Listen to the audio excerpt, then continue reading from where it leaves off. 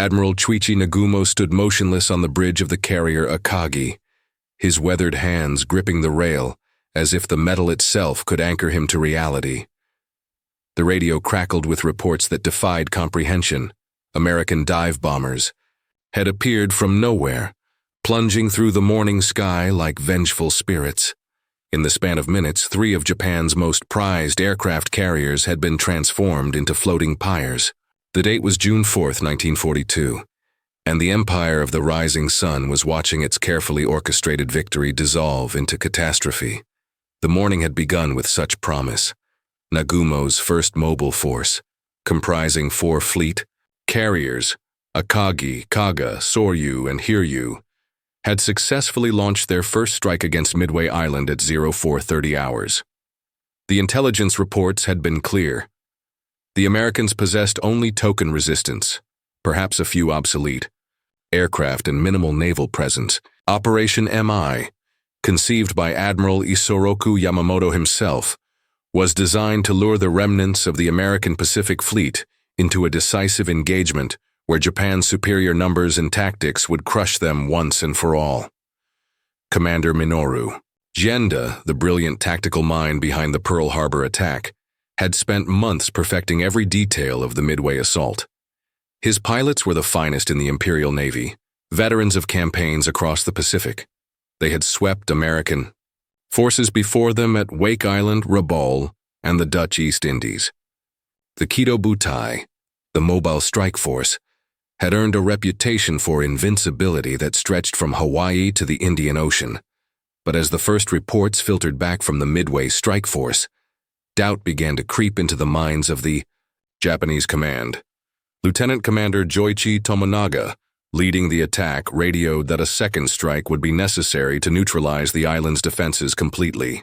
The American installations had proven more resilient than anticipated, and their anti-aircraft fire was surprisingly effective. This single message triggered a cascade of decisions that would reshape the course of the Pacific War. Nagumo faced an agonizing choice.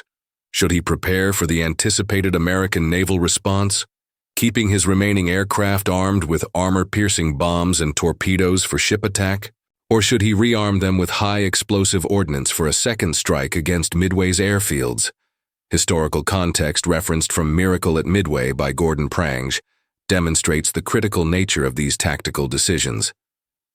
The Admiral chose what seemed logical: rearm for the second Midway strike. Hangar crews across the 4 carriers began the laborious process of switching ordnance.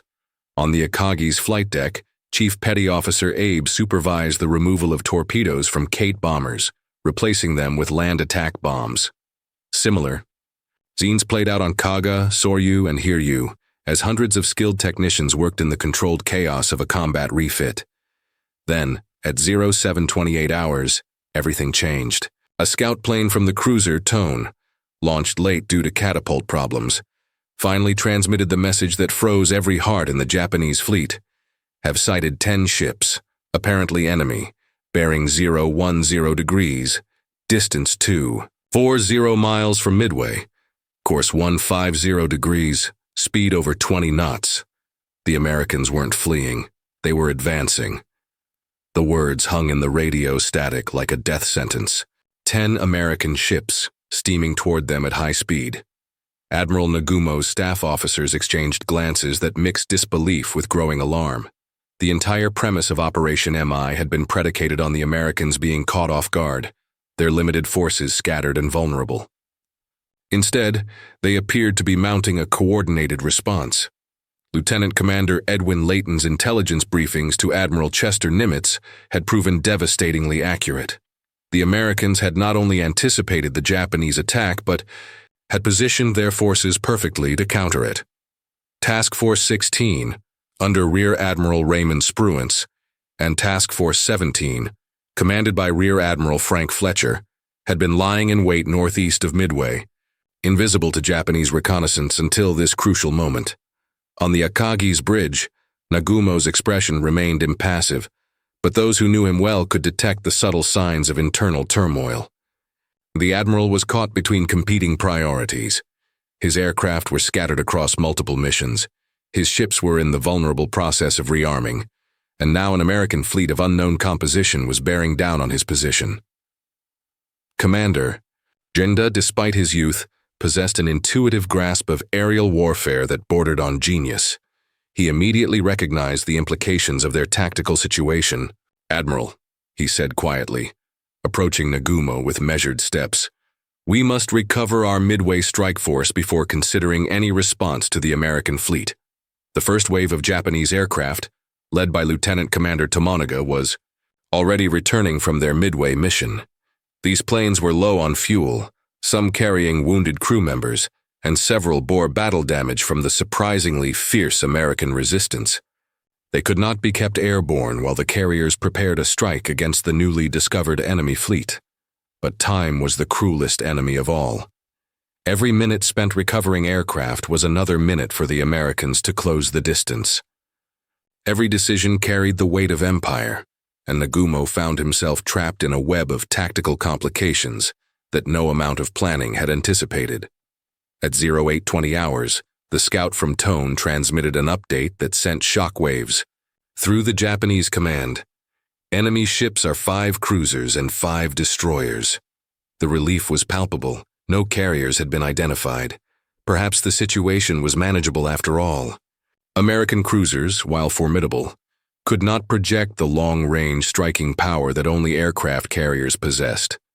But this premature optimism would prove to be another cruel twist in the day's mounting catalog of miscalculations. The scout plane pilot, Petty Officer First Class Amari, was observing from a distance and elevation that made precise identification difficult.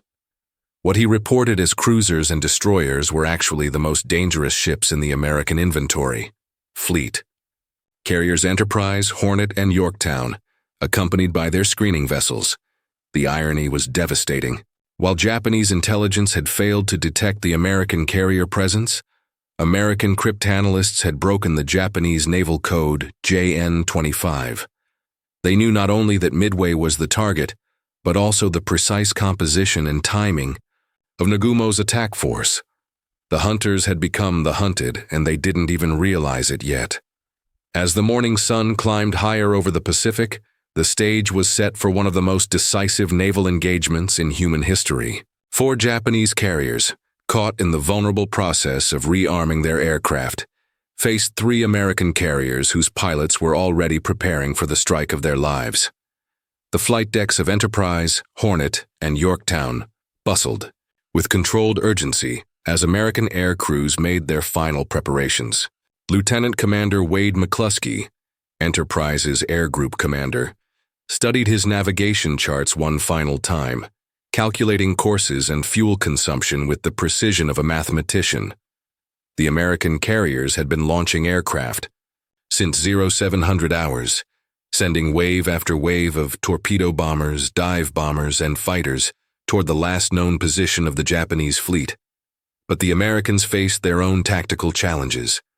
The Japanese fleet had changed course after launching their Midway strike, and the vast Pacific Ocean could swallow entire task forces without a trace. Early American attacks had been disasters. Torpedo Squadron 8 from Hornet had been virtually annihilated, with only Ensign George Gay surviving to witness the battle from his life raft. The slow, obsolete Devastator torpedo bombers had been slaughtered by Japanese Zero fighters and anti-aircraft fire. Aboard the Akagi, Nagumo's dilemma deepened with each passing minute. At 0900 hours, he finally received the clarification he had been desperately awaiting. The enemy is accompanied by what appears to be a carrier. Petty Officer Amari had finally maneuvered his scout plane into a position where he could make accurate ship identifications. But this critical intelligence came too late to change the tactical equation. The Admiral's staff erupted into urgent consultations. A single American carrier posed a manageable threat. Japanese pilots were better trained, their aircraft superior in many respects, and their tactical doctrines had proven devastatingly effective throughout the Pacific campaign. But the presence of even one enemy carrier meant that a powerful airstrike could be inbound at any moment. Chief of Staff Rear Admiral Ryunosuke Kusaka argued for immediate action. "Admiral, we must launch everything we have available. Even a partial strike is preferable to allowing the Americans to attack us first. The tactical wisdom was sound. In carrier warfare, the force that struck first typically emerged victorious. But Nagumo was trapped by the complexities of simultaneous operations. His returning Midway strike force was approaching the fleet at 0900 hours, fuel gauges reading dangerously low. Some aircraft carried wounded crew members who required immediate medical attention. The humane and practical choice was to recover these returning warriors before launching a new strike. But humanity and practicality were luxuries that the unforgiving mathematics of aerial combat could not accommodate. At 0915 hours, Nagumo made the decision that would haunt Japanese naval historians for generations: recover aircraft first, then launch the counterstrike. It was the conservative choice, the safe choice, the choice that any reasonable admiral might have made given the information available to him. It was also the choice that sealed the fate of the Japanese carrier force. This critical decision-making process is extensively documented in Shattered Sword, The Untold Story of the Battle of Midway by Jonathan Parshall and Anthony Tully. The recovery operations proceeded with practiced efficiency. One by one, Kate bombers and Val dive bombers touched down on the wooden flight decks of the four carriers. Plane handlers immediately began the complex choreography of moving aircraft to hangars for refueling and rearming. The process would take approximately 1 hour, 60 precious minutes during which the Japanese fleet would be at its most vulnerable. High above, invisible to Japanese radar and human eyes alike, Lieutenant Commander McCluskey was leading 37 dauntless dive bombers in an expanding search pattern. The American Air Group commander had made his own crucial decision, continuing southwest beyond the Japanese fleet's last known position, instead of turning back when his initial search proved fruitless. At 0955 hours, McCluskey's persistence was rewarded. Through broken clouds at 10,000 feet, he spotted the distinctive white wakes of warships cutting through the blue Pacific at high speed. The Japanese destroyer Arashi, racing to rejoin the fleet after depth-charging the American submarine Nautilus, had inadvertently provided a perfect navigation beacon, pointing directly toward the heart of Nagumo's carrier force. The trap that Admiral Nimitz had set 6 months earlier, based on intercepted Japanese communications and brilliant strategic deduction, was finally ready to spring. At exactly 10:22 hours, the universe tilted on its axis above the Pacific Ocean. Lieutenant Commander McCluskey rolled his dauntless dive bomber into its attack dive, beginning the descent that would change the course of World War II. Behind him, 36 more dive bombers followed in perfect formation, their pilots having trained for this moment through countless hours of practice runs over the California coast. From the bridge of Akagi, Admiral Nagumo watched in fascination and growing horror as black specks in the sky transformed into screaming instruments of destruction. The American dive bombers were approaching from the southwest, perfectly positioned to take advantage of the sun's glare and the Japanese combat air patrol's focus on the low-flying torpedo bombers that had been harassing the fleet for the past hour.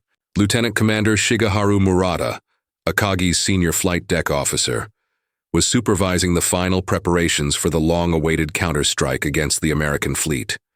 Kate torpedo bombers and Val dive bombers crowded the flight deck, their engines warming up for what every pilot believed would be a decisive blow against the enemy. Fuel hoses snaked across the wooden planking, and ordnance crews made final adjustments to bombs and torpedoes. The irony was crystalline in its perfection. The Japanese carriers were caught in the most vulnerable moment of flight operations, their decks crowded with fueled and armed aircraft, their hangars filled with aviation gasoline and high explosives. Every safety protocol that governed carrier operations had been compressed into a frantic rush to launch the decisive strike. Captain Mark Mitcher, commanding the carrier Hornet, had launched his air group hours earlier with specific instructions: find the Japanese carriers and destroy them. His pilots, like their counterparts from Enterprise and Yorktown, understood that this might be their only opportunity to strike a decisive blow against the seemingly invincible Japanese fleet. At 10:24 hours, the first bomb struck. McCluskey had selected Kaga as his primary target, and his 1,000-pound armor-piercing bomb penetrated the flight deck amidships, detonating in the upper hangar among fully fueled aircraft. The explosion sent a pillar of flame and smoke 200 feet into the air, visible to ships 20 miles away. Simultaneously, dive bombers from Yorktown, led by Lieutenant Commander Maxwell Leslie, were attacking the carrier Soryu.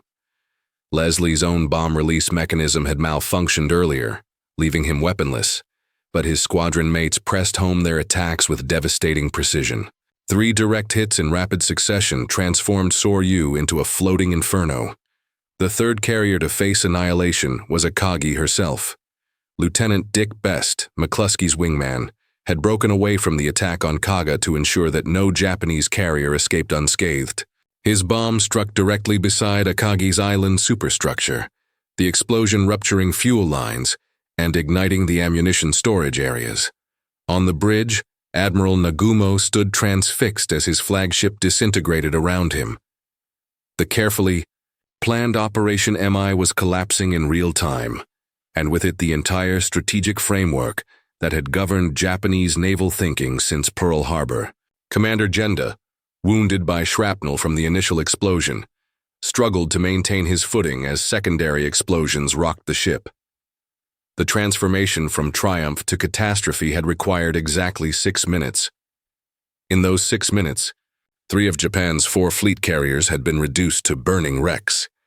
Hundreds of irreplaceable pilots and crew members were dead or dying, and with them went years of tactical knowledge and combat experience that could never be replaced.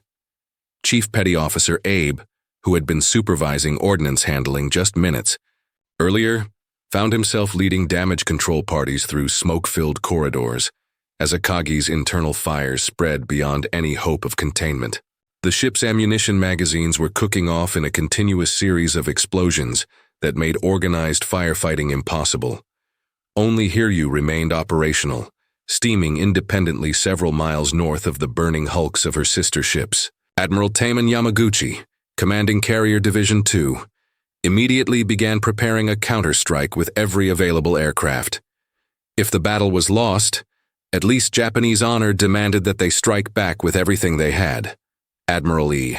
Damon Yamaguchi stood on Hiryu's bridge, watching pillars of black smoke mark the graves of Akagi, Kaga, and Soryu on the southern horizon. The sight would have broken lesser men, but Yamaguchi was cut from different cloth. A warrior scholar who had studied at Princeton University and understood both Eastern and Western military philosophy. If this was to be his final battle, he would ensure that it reflected the highest traditions of the Imperial Navy. The mathematics of the situation were brutally simple. Hiryu carried approximately 60 operational aircraft against 3 American carriers with potentially 200 planes. The odds were impossible, but impossibility had never deterred Samurai, and it would not deter Yamaguchi now. At 1100 hours, he launched his first strike. 18 Valdive bombers and 6 Zero fighters, led by Lieutenant Michio Kobayashi. Captain Elliot Buckmaster of Yorktown was coordinating damage control efforts when his radar operators detected the incoming Japanese strike. The American carrier had been heavily damaged during the morning's battles, her flight deck scarred by near misses, and her forward elevator jammed by a direct bomb hit. But her combat air patrol was still functional, and her anti-aircraft gunners were among the finest in the fleet.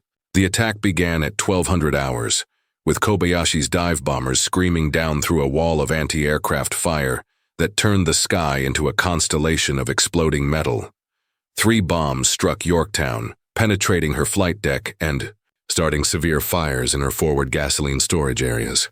But American damage control techniques, refined through months of hard-won experience, proved superior to their Japanese equivalents. Commander Clarence Aldrich, Yorktown's damage control officer, had prepared for this moment through endless drills and simulations. His crews attacked the fires with foam and carbon dioxide, sealed ruptured fuel lines with emergency patches, and restored power to critical systems with backup generators. Within 2 hours, Yorktown was steaming at 18 knots and preparing to recover aircraft, a feat that Japanese observers considered impossible. Yamaguchi launched his second and final strike at 1300 hours.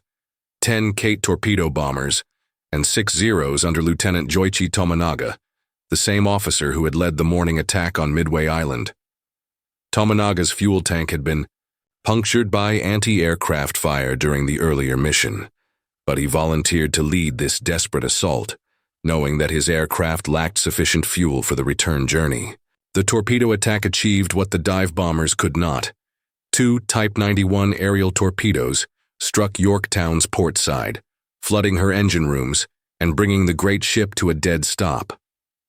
But even as she listed heavily to port, her surviving aircraft were being recovered by Enterprise and Hornet, and her crew was being evacuated in perfect order. The heroic actions of Yorktown's damage control teams are extensively documented in The Battle of Midway by Craig Simons. Meanwhile, American search planes had finally located Hiryu.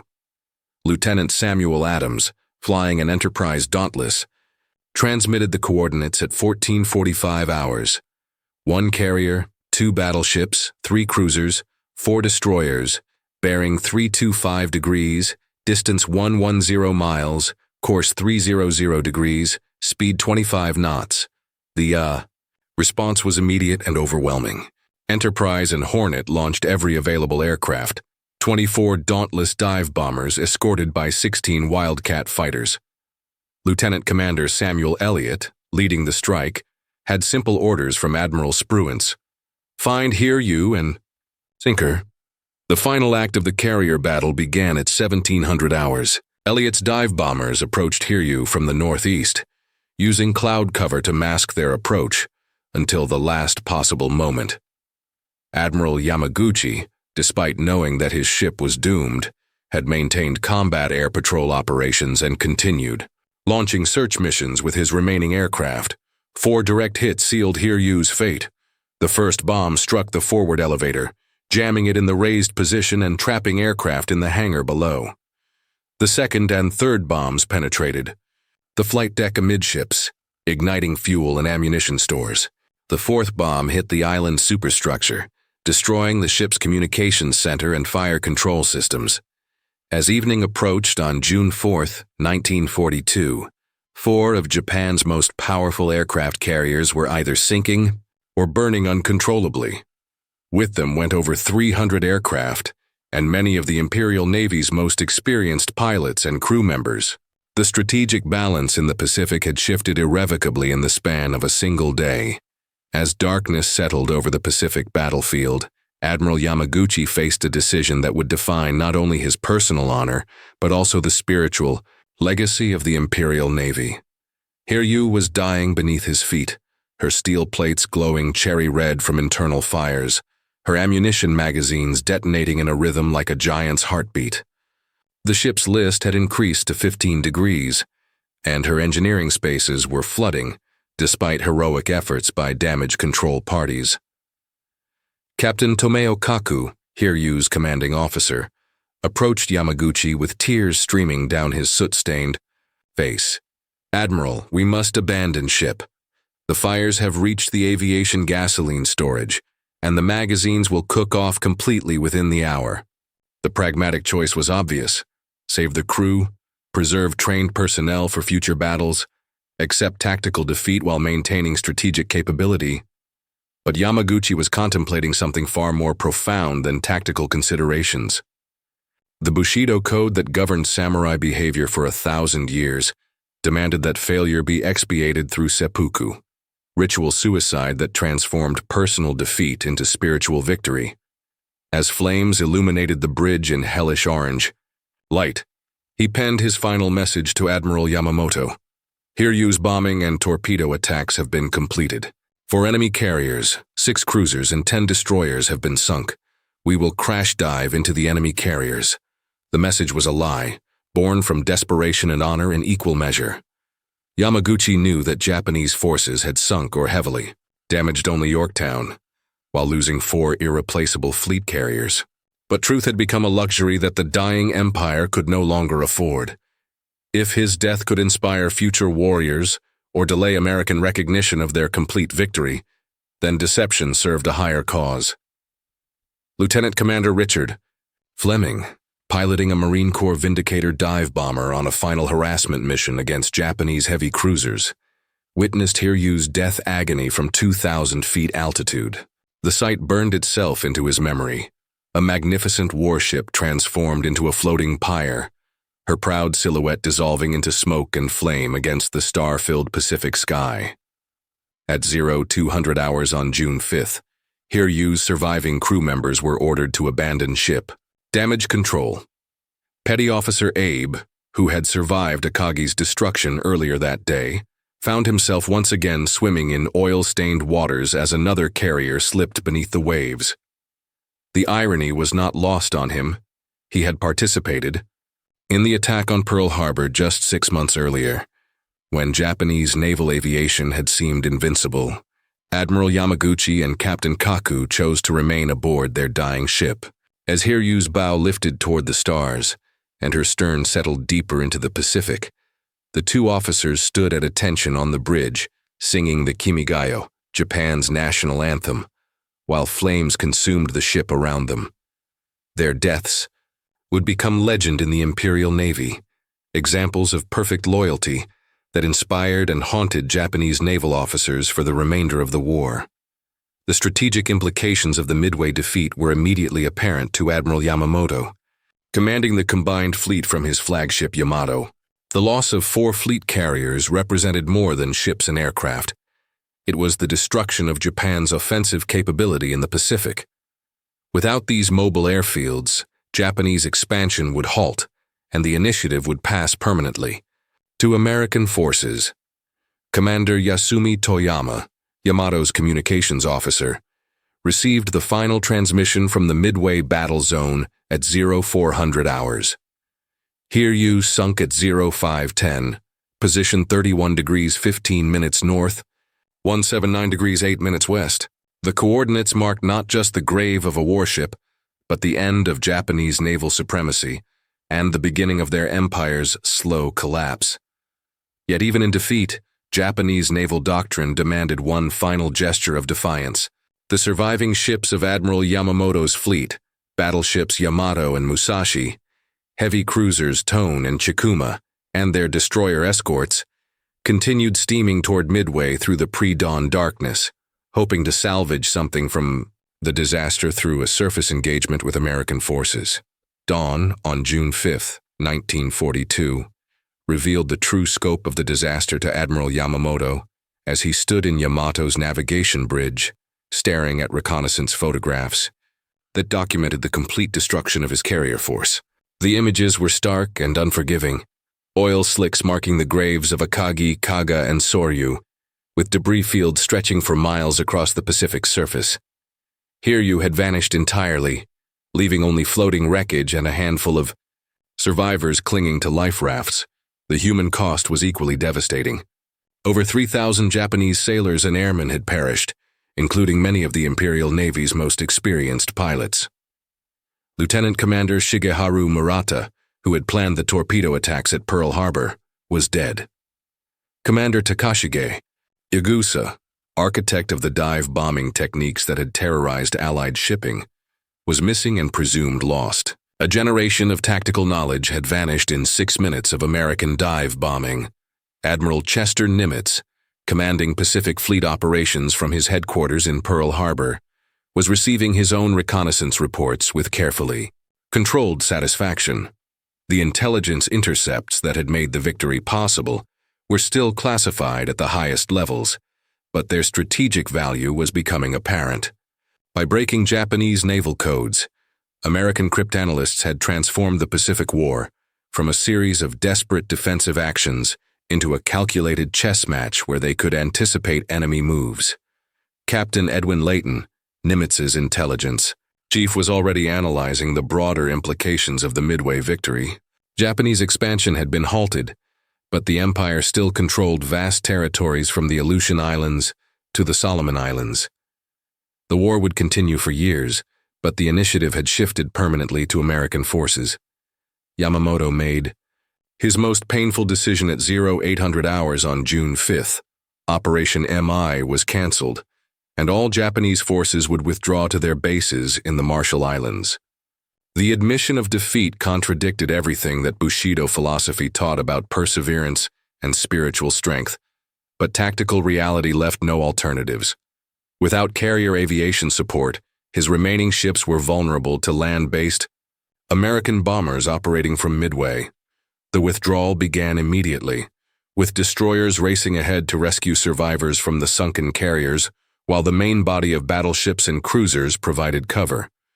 Yamato turned northwest, her massive bulk cutting through Pacific swells, as she led the remnants of the combined fleet toward home waters and an uncertain future. The strategic aftermath of Midway is comprehensively analyzed in Neptune's Inferno by James Hornfisher. But perhaps the most profound impact was psychological. Japanese naval officers who had considered themselves inherently superior to their American counterparts were forced to confront evidence of their own fallibility. The Mao's myth of Japanese invincibility, carefully cultivated since the Russo-Japanese War, had been shattered by American dive bombers in 6 minutes of devastating precision.